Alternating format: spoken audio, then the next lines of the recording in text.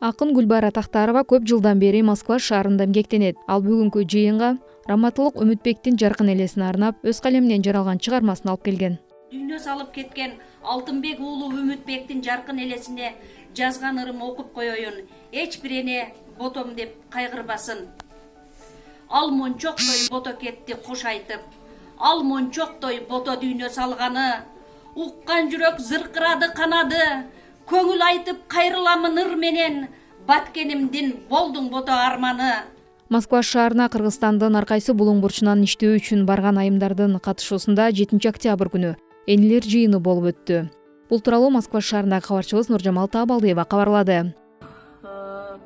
Кыргызстанда жашап турган биздин энелерибиз, сиздерге биз Москвадагы мигрант энелердин атынан кайрылып жатабыз. Айланайын энелер, силерден биз аябай суранып кетебиз.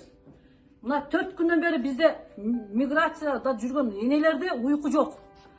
Айланайындар, биздин жаш балдарыбызды болбогон бир саясатка аралаштырып, балдарыбызды курал кылбагыла.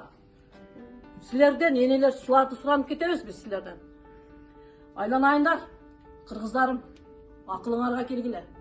Эсиңерге келгиле. Энелер силер балдарды сактагыла. Балдарыбызды окко тутуп бербегиле.